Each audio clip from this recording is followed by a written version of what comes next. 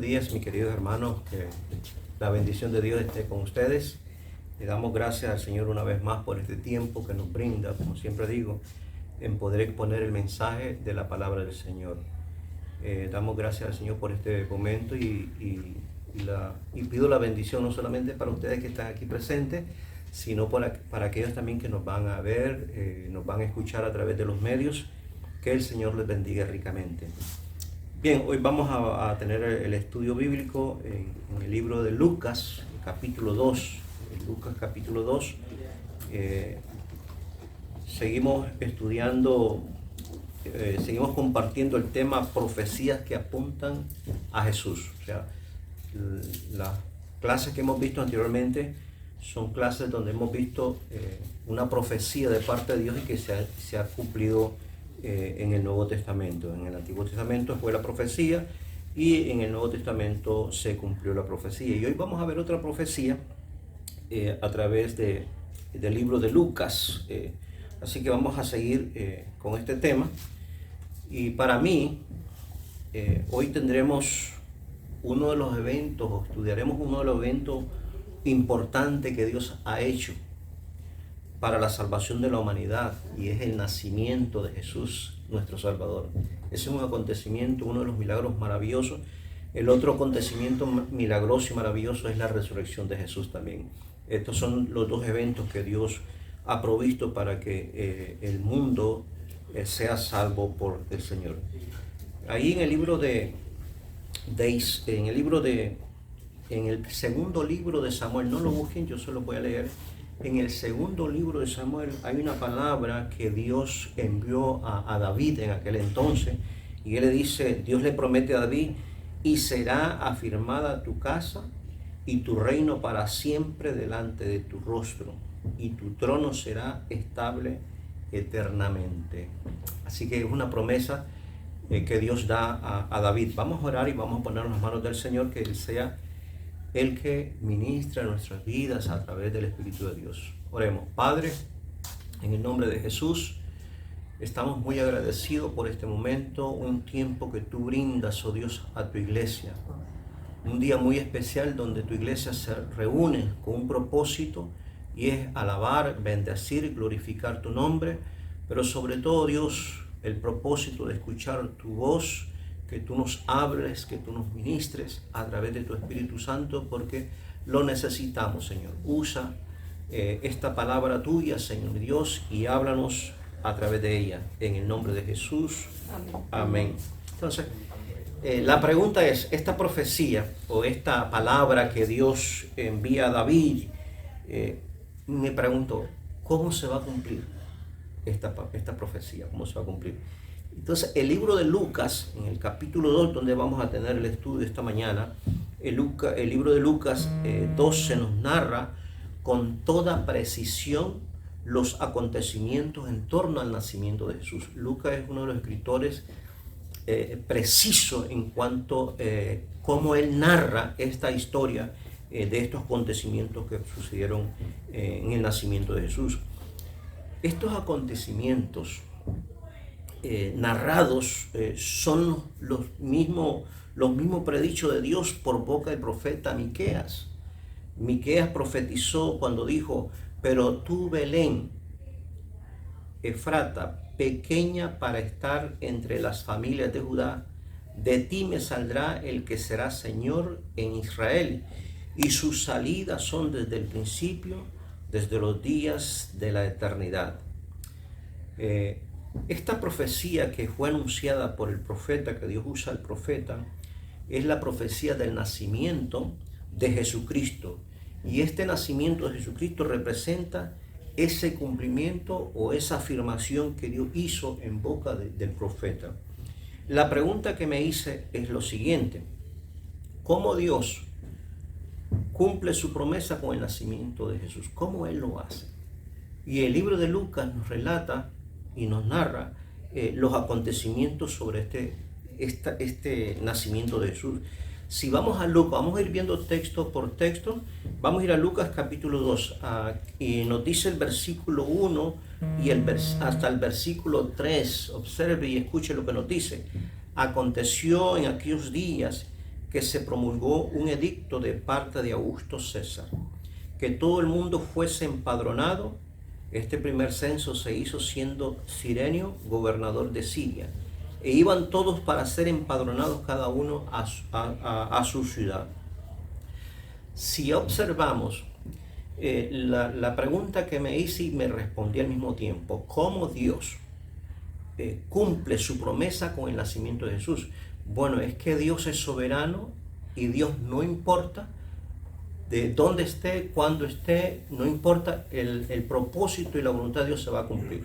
Y una de las cosas que vemos que Lucas nos narra con muy explícito es que Dios cumple su promesa usando a figuras seculares. O sea que cuando Dios va a cumplir una promesa, no importa quién va a usar. En el Antiguo Testamento ustedes saben que Dios usó a un burro, dice, para hablarle en aquel entonces a este personaje. Y Dios sigue usando a quien Él quiere usar para que se cumpla el propósito por el cual Jesucristo vino a este mundo. Dios lo sigue haciendo. Y si vemos aquí, Lucas comienza narrando estos acontecimientos sobre el nacimiento de Jesús con la palabra aconteció. Si ustedes ven el versículo 1 dice aconteció en aquellos días. Esta palabra aconteció se usa en tres oportunidades en esta narración. En el versículo 6 encontramos también la palabra aconteció, y en el versículo 6 y versículo 15. Dice bien que el nacimiento, él nos dice que Jesús nació en el tiempo del emperador Augusto, quien gobernaba desde el año 27 antes de Cristo hasta el año 14 después de Cristo. Augusto fue el que ordenó la realización de un censo. Él fue el que dio la orden. Pero si usted lo ve desde un punto de vista, Dios tiene todo el control. Esto no fue que a él se le ocurrió, voy a hacer un censo. No. Dios usa y mueve aquí donde tenga que mover para que el cumplimiento de su promesa sea hecha en el momento que así Él lo ha designado.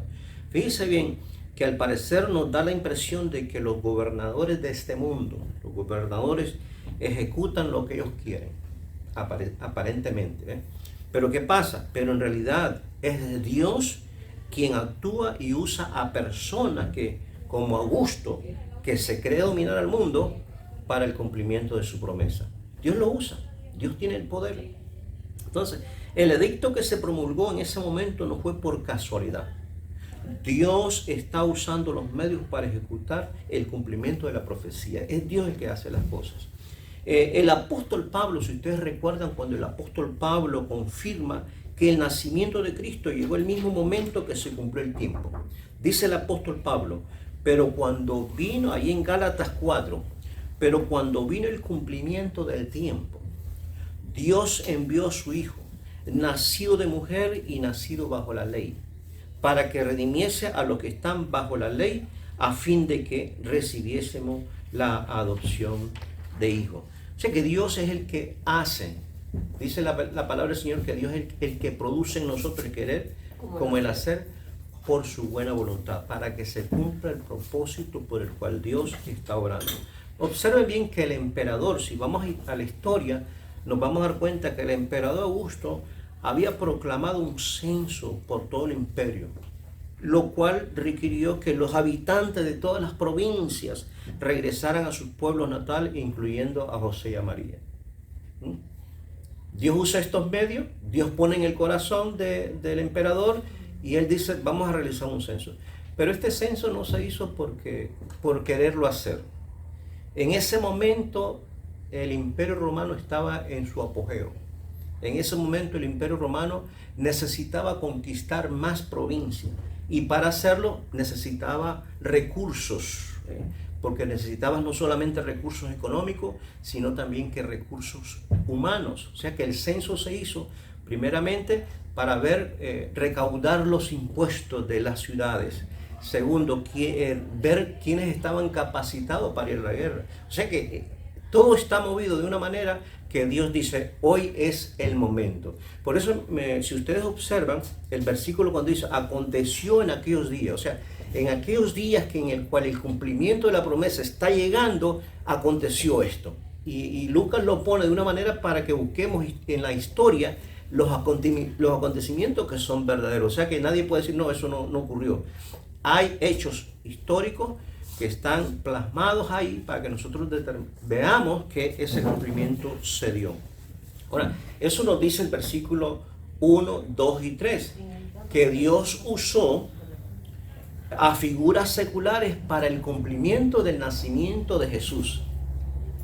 Dios lo usó. Lo segundo, cómo Dios cumple su promesa con el nacimiento de Jesús. Bueno, Dios cumple su promesa usando el lugar establecido. Si Dios dice, esto va a ser aquí, ahí va a ser, no hay cambio.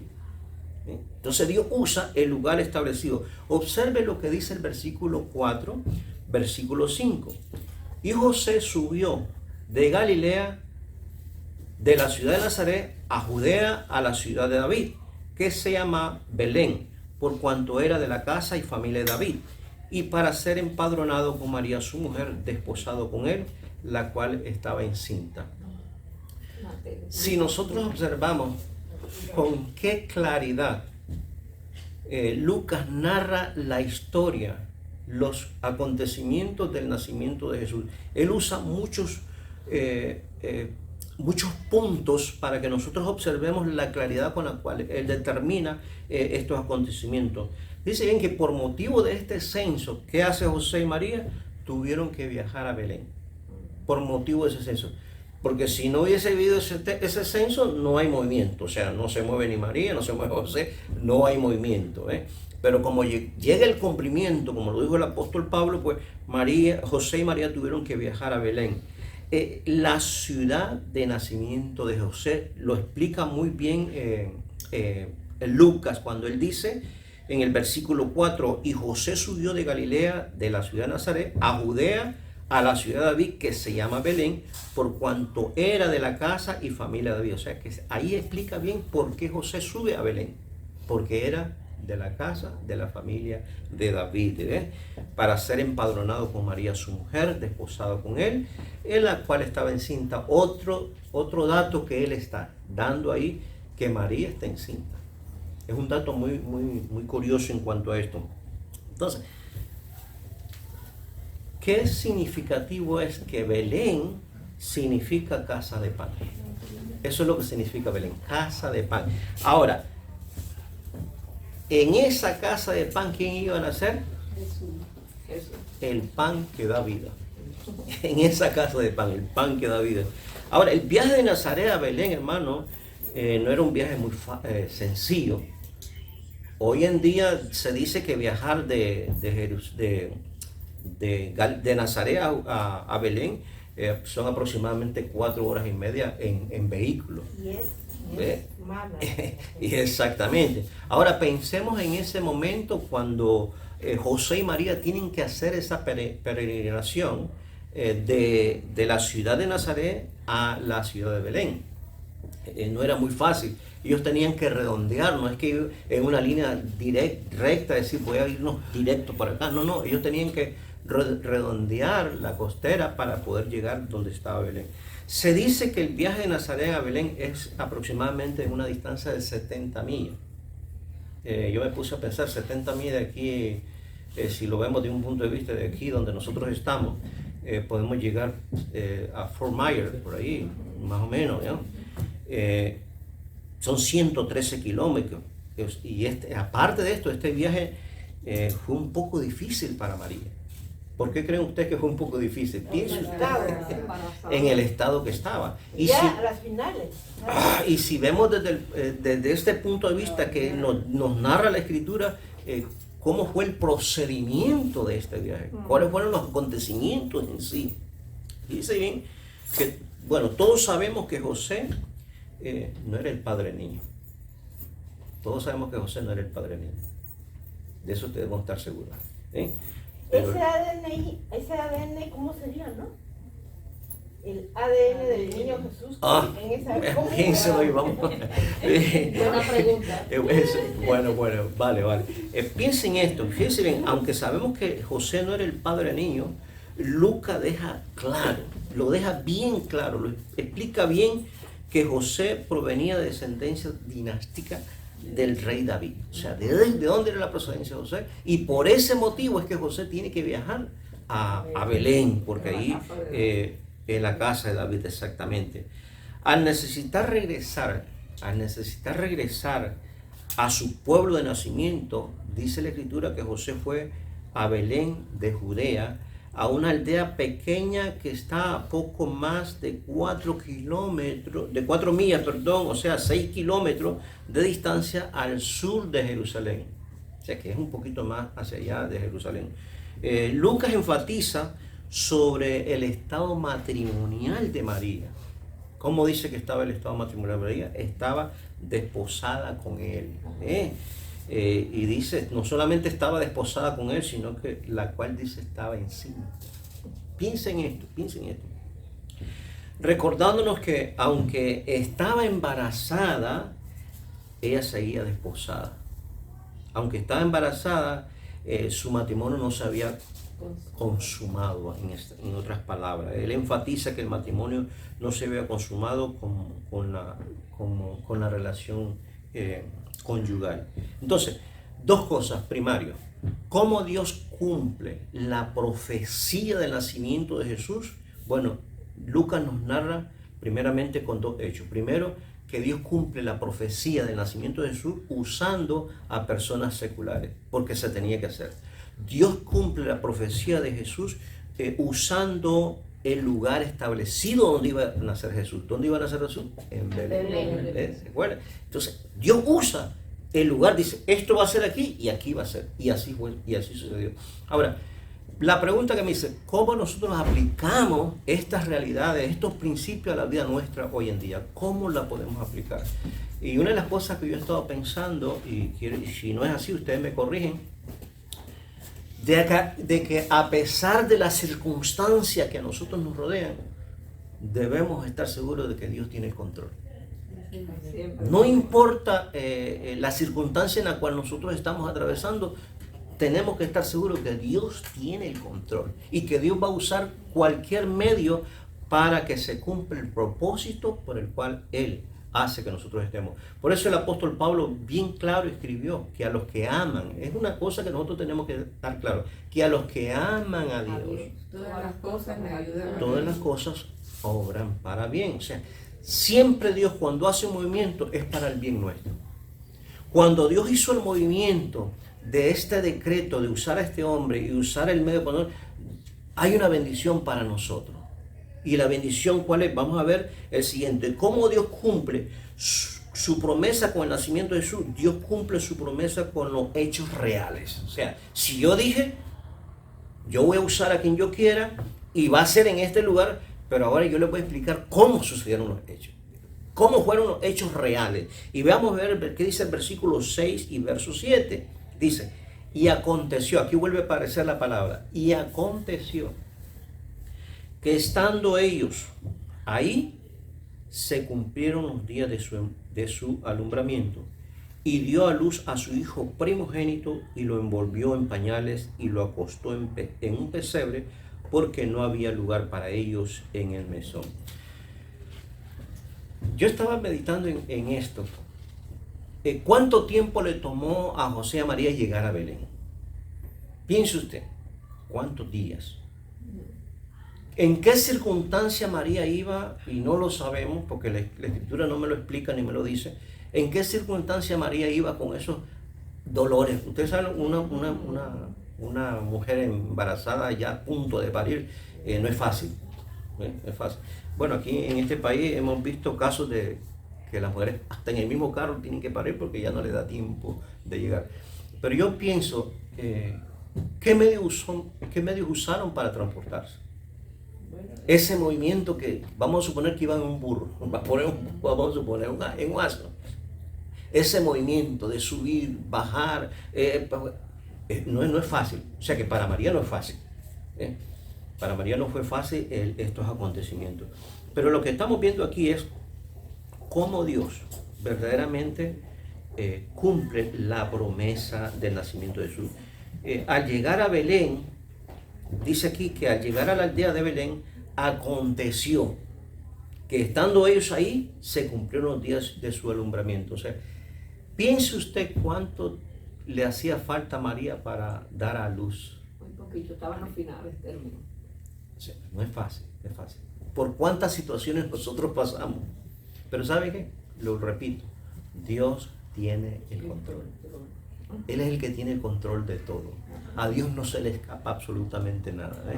A Dios siempre. El viaje de Nazaret a Belén no pudo haber sido nada cómodo para María. Y solo Dios, solamente Dios sabe cuántos dolores de parto debe haber sentido por el camino. Solamente el Señor. Pero Dios estaba en control. Dios estaba cuidando todos los acontecimientos sobre ese nacimiento. Dios tenía todo el control.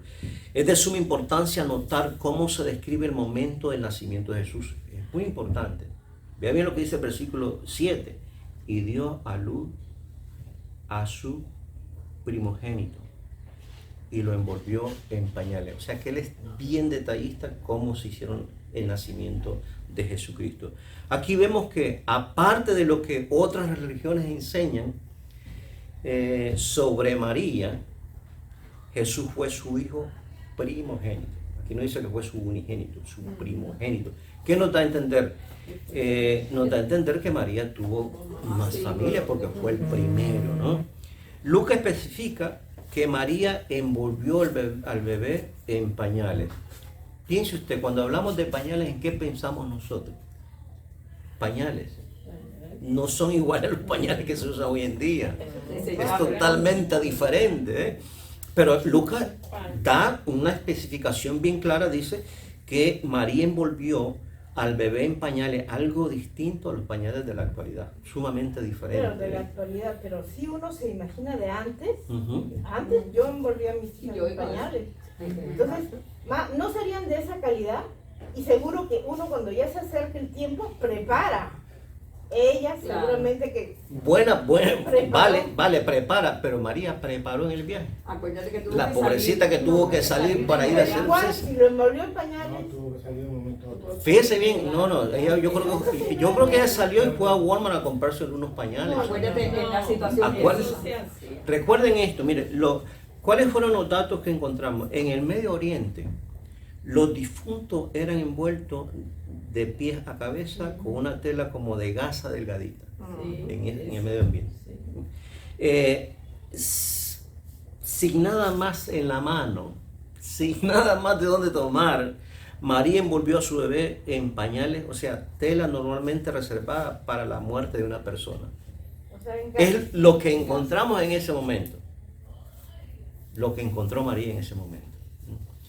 Pero ella dice que envolvió al niño. La mención de los pañales enfatiza que el bebé era dependiente del cuidado de sus padres. O sea que todo era los padres cuidando al bebé. Entonces María lo que hace es tomar lo que tiene en sus manos y ejecuta, porque Dios es el que tiene el control. Por último, vemos que María, lo que vemos en este versículo, vemos que María acostó a su vez ¿dónde? En un pesebre. En un pesebre. ¿Por qué? ¿Por qué lo ha puesto en un pesebre? Porque no había No lugar había allí. cunita. Porque no había lugar para ellos en el mesón. Hoy en día es diferente, como estaba diciendo nuestra hermana. Hoy en día los preparativos de antes del nacimiento, bueno, qué color vamos a pintar el cuarto, o qué cómo va a ser la cunita, si vamos a comprar el Moisés, si vamos a comprar qué ropita. A María no tuvo esa oportunidad de decir, mira, vamos a hacer de esta manera, ¿no? Ellos tuvieron que viajar y justamente cuando llegan a Belén es que suceden estos acontecimientos. Ahora, fíjense bien que José trata de alquilar un albergue, pero ¿qué pasa? No había lugar.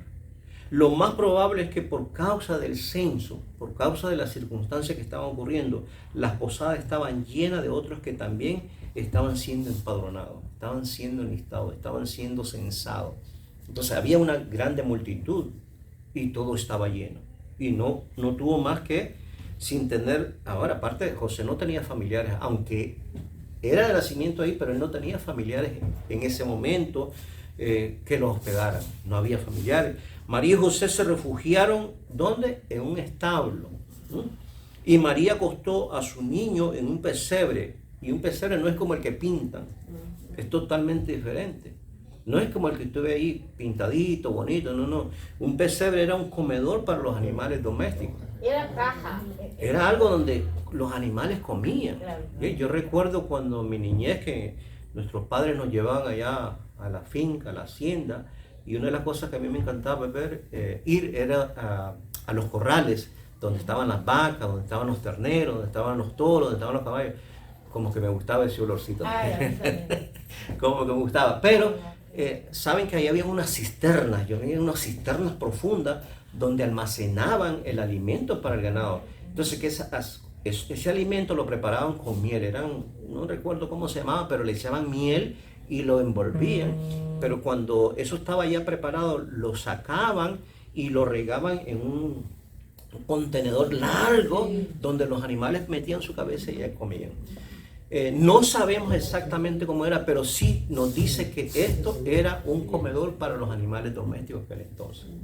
Entonces, piense qué es lo que tenemos, qué es lo que tiene María en ese momento, qué es lo que tiene José en ese momento.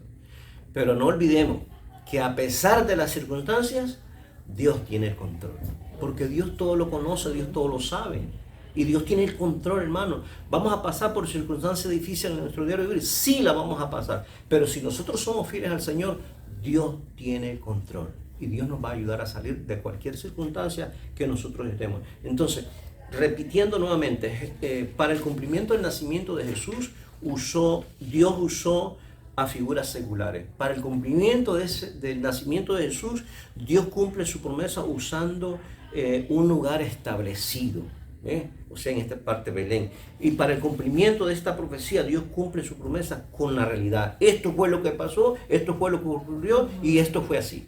O sea que Dios usa a Lucas para narrar históricamente los acontecimientos sobre el nacimiento de Jesús. Ahora, seguimos. ¿Cómo Dios usa todos estos medios para cumplir la promesa del nacimiento de Jesús? Pero ahora viene otra pregunta que me dice, ¿y cómo Dios anunció el nacimiento de Jesús? ¿Cómo creen que Dios anunció el nacimiento de Jesús? A través del ángel. ¿A través? Del ángel que vino. Ahí está, veamos los versículos 8 al 12. ¿Qué dice el versículo 8 al 12? ¿Algún hermano me lo quiere leer? Del 8 Había al 12. pastores en la misma región que velaban y guardaban las vigilias de la noche sobre su rebaño. Y he aquí se le presentó un ángel del Señor, y la gloria del Señor los rodeó de resplandor, y tuvieron gran temor. Ok. Entonces, ¿cómo Dios anuncia el nacimiento de Jesús? Bueno, lo hace por medio de un ángel. Y la pregunta que me dice, ¿y nosotros qué somos para anunciar el nacimiento de Jesús?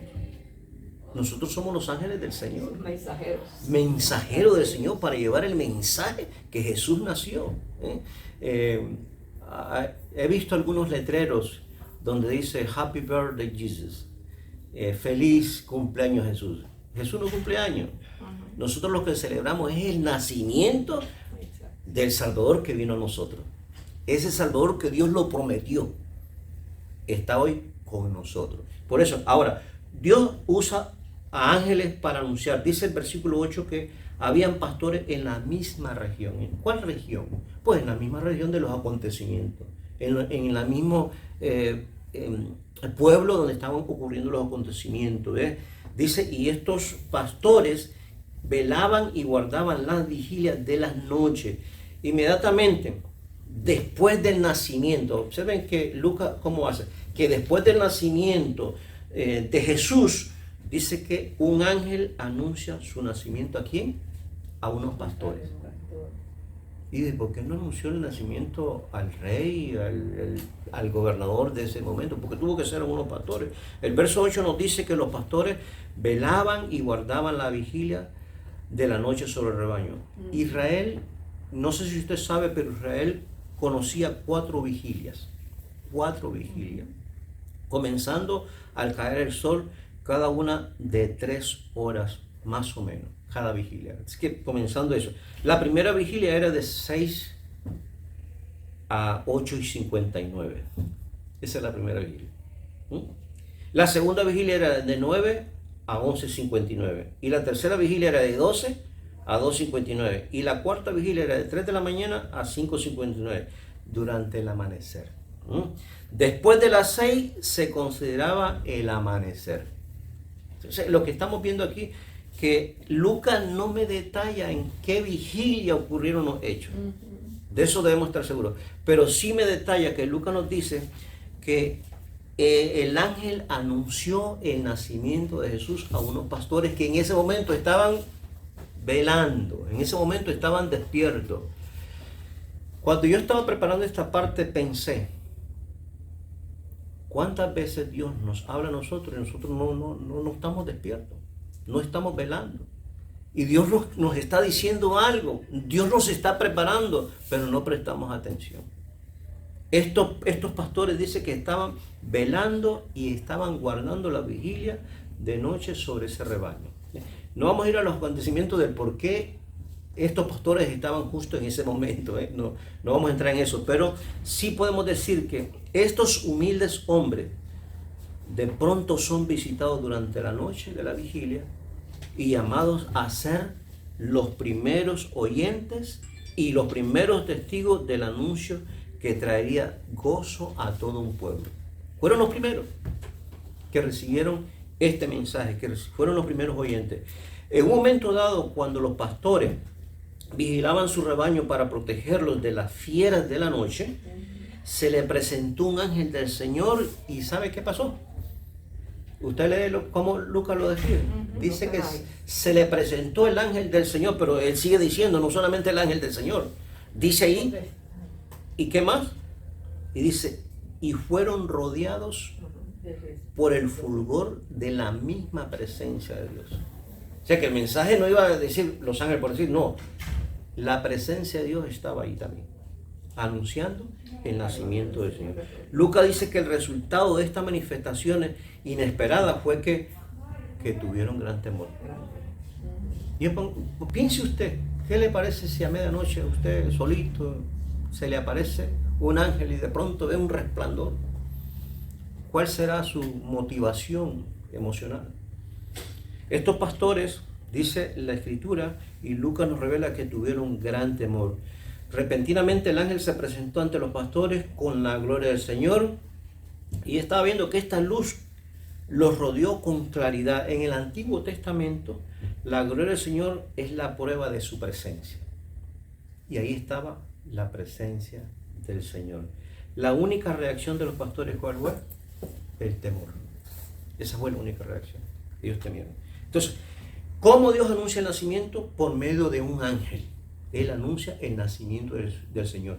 Segundo, ¿cómo Dios anuncia el nacimiento de Jesús? Que en Jesús hay seguridad y gozo para todo. O sea que el nacimiento de Jesús trae seguridad y gozo para todo. Observe lo que dice el versículo 10. Pero el ángel les dijo, no temáis, porque aquí os doy nueva de gran gozo que será para todo el pueblo. Hay algo que me gusta enfatizar en este texto. Lo que encontramos en el mensaje del ángel es un mensaje de confianza. O sea que el nacimiento de Jesús es un nacimiento para que vivamos en confianza. Y el mismo Jesús lo dijo, ¿se acuerdan? En el mundo tendré aflicciones, pero confiad, yo he vencido al mundo. O sea que el nacimiento de Jesús, cuando llega a la vida de una persona, lo primero que le brinda es la confianza. Confianza. Lo segundo que veo aquí, que el nacimiento de Jesús, que es un mensaje de gozo. Y lo tercero, que el nacimiento de Jesús es un mensaje para todo el pueblo. Lo dice y lo escribe Lucas muy definitivamente. ¿Ve? Enseguida que el ángel, fíjense bien, que enseguida que el ángel dijo, no temáis, a menudo los ángeles advierten porque el terror embarga a los que ven por primera vez. Entonces a menudo los ángeles que hacen advertirle, es decir, tranquilo, no tengan temor, todo está bajo control. Lucas no menciona el nombre del ángel, como cuando se le aparece a María. Lucas aquí no menciona el nombre del ángel, pero sí lo que importa es el anuncio, que Dios anuncia el nacimiento de Jesús y él usa el ángel. El ángel dio nuevas de gran gozo. El contenido de las nuevas de gran gozo es la esencia del evangelio, que significa las buenas noticias. Y me gusta enfatizar en esto, hermano. Dios ha puesto en nosotros, en nuestro corazón, el mensaje de confianza, el mensaje de gozo y el mensaje para todo el pueblo. O sea que Dios quiere usarnos donde nosotros estemos para que anunciemos que Jesucristo un día vino a este mundo, nació y que entregó su vida por cada uno de nosotros. Y ese es el mensaje que nosotros tenemos. Ese es el mensaje del ángel. Entonces, ¿cómo Dios anuncia el nacimiento? Dios anuncia el nacimiento que en Jesús hay seguridad, hay gozo para todo aquel que viene a Él. ¿Cómo Dios anuncia el nacimiento de Jesús? Que Jesús es el Salvador y Señor. Vean lo que dice el versículo 11 y verso 12. Dice, que os ha nacido hoy en la ciudad de David un Salvador que es Cristo el Señor. Esto os servirá de señal. Hallaréis al niño envuelto en pañales, acostado en un pesebre. Qué detalle, si lo vemos desde un punto de vista, qué detalle tan preciso como Lucas narra este acontecimiento tan maravilloso que es el nacimiento de Jesús. ¿Cuál es el anuncio que el ángel expresa? ¿Ustedes observan cuál es el anuncio que el ángel expresa? Que os ha nacido hoy. Hoy ha nacido en la ciudad de David. O sea, que las nuevas de gran gozo no es solo una intención noble de Dios. No, no, no. Es nada menos que un nacimiento singular. Es el Dios cumpliendo su promesa. Hoy ha nacido. El ángel reconoció al niño con 3 designaciones únicas. Ustedes observen esas 3. Dice, un Salvador, un Cristo, un Señor. 3 cosas que el ángel determina. Miren, Salvador, ¿a qué? Apuntando a su propósito singular. Él es el Salvador del mundo. Cristo, reconociendo como el Mesías, el ungido de Dios. Y Señor, identificándolo con Jehová, el Dios todopoderoso de Israel. Ese es el que ha nacido hoy en la ciudad de David. A la luz de tal eminencia, nos sorprende que los primeros que recibieron el anuncio no fueron los poderosos de Jerusalén, sino pastores considerados entre los más pobres de la sociedad judía. Ese fue el primer anuncio. El ángel describe la señal, que esa es otra cosa, lo que hace Lucas. ¿Cómo el ángel describe la señal? Dice, comprobando la veracidad del anuncio, hallaréis al niño envuelto en pañales, acostado en un pesebre. Entonces ya vemos cómo Dios anuncia el nacimiento de Jesús, que Jesús es el Salvador, que Jesús es el Señor, que Jesús es el Mesías.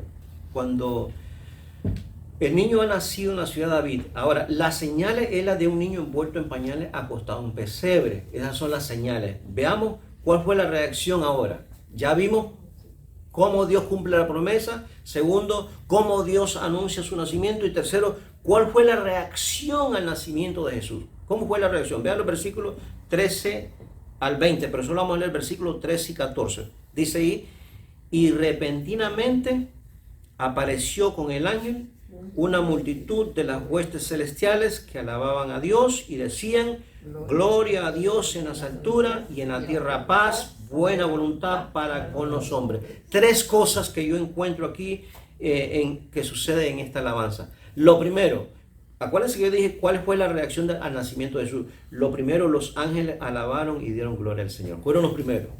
Y siempre se está alabando. Ahí en el Apocalipsis dice que los ángeles alaban al Señor por long time. Y ahí vamos a estar también nosotros. 3 cosas. Primero, gloria a Dios en las alturas. ¿Qué significa esto? Lo que sucede en la tierra es causa de gran alabanza en los cielos más altos. Por eso dice gloria a Dios en las alturas. Su nacimiento tiene significado para la tierra y su nacimiento tiene un significado para el cielo también. Lo segundo, y en la tierra paz. Su nacimiento trae paz a la tierra. Bien recordamos las palabras de Jesús, ¿no? Mi paz os dejo, mi paz, no como el mundo. No se turbe vuestro corazón. Exactamente, no se turbe vuestro corazón ni tenga miedo. O sea que en la tierra paz, su nacimiento trae paz. Tercero, buena voluntad para con los hombres. O sea que su nacimiento es su voluntad, es decir, el gran amor que Dios tiene para con los hombres. Y hay un texto que yo traje aquí a colación porque es significativo cuando Juan escribe allá la carta, la primera carta que Juan escribe en el capítulo 4, verso 9 y 10, dice: en esto se mostró el amor de Dios para con nosotros, en que Dios envió a su Hijo unigénito al mundo para que vivamos, observe bien, para que vivamos por Él. En esto consiste el amor. No es que nosotros hayamos amado a Dios, sino que Él nos amó a nosotros y envió a su Hijo en propiciación por nuestros pecados. Jesús, por eso el tema es el Salvador que vino a nosotros. Jesús es nuestro Salvador. Jesús es nuestro Rey. Jesús es nuestro Señor. Entonces, ¿cuál fue la reacción? Lo primero que vemos la reacción son los de los ángeles. Gloria a Dios en las alturas. ¿Cuál es la reacción nuestra al saber que Jesús es nuestro Salvador? Debe ser una exclamación de gozo y de alegría, ¿no? Lo segundo, ¿cuál fue la reacción al nacimiento? Los pastores confirmaron y dieron testimonio. Vean lo que dice el versículo 15 y 17. Sucedió, aquí vuelve a aparecer la palabra aconteció, que cuando los ángeles se fueron de ellos, o sea, después que los ángeles alabaron, la multitud llegó, dice, los pastores se dijeron unos a otros: pasemos pues a Belén y veamos esto que ha sucedido y que el Señor nos ha manifestado. Vinieron pues apresuradamente, ¿y qué pasó? Y hallaron a María y a José y al niño acostado en el pesebre, y al verlo dieron a conocer lo que se le había dicho acerca del niño. La pregunta fue: ¿cuál fue la reacción al nacimiento de Jesús? Bueno, la reacción que los pastores confirmaron lo que el ángel le había dicho y dieron testimonio. Es verdad, Él es el que nació. Por eso dice: y hallaron al niño y a María y hallaron a María, José y al niño acostado en un pesebre. Y al verlo dieron a conocer lo que se les había dicho acerca del niño. Qué importante es que nosotros demos a conocer también el mensaje que hemos recibido de parte de Dios. Ellos recibieron el mensaje. Ellos fueron a verificar el mensaje. Y ellos dijeron: verdaderamente Él es. Nosotros tenemos en nuestro corazón, en nuestra vida, el mensaje que Dios ha puesto para anunciarlo. Entonces, los pastores, atónitos por lo que habían presenciado, no perdieron tiempo en investigar todo lo que habían oído. El versículo 6 dice: vinieron pues apresuradamente y hallaron a María, José y al niño acostado en el pesebre. ¿La noticia de qué? De que un Salvador había nacido en ese momento. Entonces, ¿cuál fue la reacción? Vemos que los ángeles alabaron al Señor y dieron gloria. ¿Cuál fue la reacción? Los pastores confirmaron y dieron testimonio. ¿Cuál fue la reacción al nacimiento? Dice el versículo 18 al 20: y todos los que oyeron se maravillaron de lo que los pastores les habían dicho. Pero María guardaba todas estas cosas meditándolas en su corazón. Y volvieron los pastores glorificando y alabando a Dios por todas las cosas que habían oído y visto como se le había dicho. ¿Cuál fue la reacción? No solamente fueron a verificar y testificaron, sino que se maravillaron y glorificaron y alabaron al Señor. El mensaje es: recordemos que Dios está con nosotros, que Dios vino a este mundo a salvarnos de la ira venidera. Y Dios mostró su amor para con nosotros en que, siendo aún pecadores, Cristo murió por nosotros. Así que Jesús le dijo a Tomás: bienaventurados los que no vieron y creyeron. Así que en los versículos del 18 al 20 hay tres reacciones. La reacción de los que oyeron el testimonio de los pastores. Hay una reacción. Pero en esta reacción no me dice que ellos confiaron en el Señor. Lo que la Escritura me dice es que se maravillaron, nada más. Entonces, esa es la primera reacción, los que oyeron del testimonio de los pastores. La segunda reacción, la reacción de María. María sabía todo lo que estaba pasando. Y ella dice que ella guardó todo eso en su corazón. Y lo tercero, la reacción de los pastores. Ellos alababan y glorificaban el nombre del Señor. No olvidemos cuál es el propósito de esta clase. El propósito de esta clase es recordar que Jesús vino a buscar y salvar lo que se había perdido. Eso es lo que vino a hacer Jesús. Por eso es el Salvador con nosotros. Puse tres cositas. ¿Qué podemos aplicar nosotros de este mensaje que Dios dio a los pastores? ¿Qué podemos aplicar? Primero, oremos al Señor. Oremos al Señor. Oremos a nuestro Padre Celestial que nos ilumine para entender cuál es mi estado espiritual con Él. para entender que yo necesito cada día del Señor. Segundo, alentémonos. Hablemos con alguien que está desalentado y compartamos las buenas nuevas del Evangelio y la fe en Cristo Jesús. Así que hay que alentar a otros. Tercero, compartamos. Usemos este estudio para compartir con nuestras amistades y compañeros la veracidad del nacimiento de Jesús, el Señor y Salvador. Así que cuando estemos festejando, porque eso es lo que se escucha, cuando estemos festejando el nacimiento de Jesús, recordemos cuál fue el propósito de Jesús venir a este mundo. Y el propósito es venir a salvar a la humanidad. Nosotros tenemos esa clave y podemos anunciarlo, como lo hicieron los ángeles. Así que el Evangelio son las buenas nuevas del nacimiento del Salvador, Cristo Jesús, para todo el mundo. Ya veremos para la próxima semana, estaremos viendo el Rey que reina para siempre. Y vamos a estar viendo Isaías y Lucas. Que el Señor nos bendiga, que Dios nos guarde, que Dios nos proteja. Vamos a poner las manos, Señor, y vamos a orar. Padre, en el nombre de Jesús, te agradecemos por este momento, este tiempo tan especial que nos diste, en poder llevar el mensaje de tu palabra, Señor, pero gracias por el privilegio que nos das de compartirlo, Señor. Sé con mis hermanos presentes y con los que nos están viendo, en el nombre de Jesús, amén. Que Dios nos bendiga a todos, y así que, si el Señor lo permite, nos vemos. Estén orando por nuestra hermana Damari, por favor. ¿Qué tiene ahora? Está un poquito delicada. Estén orando por ella, por su familia, que lo necesita, por su papá, para que Dios siga haciendo la obra. Que Dios nos bendiga.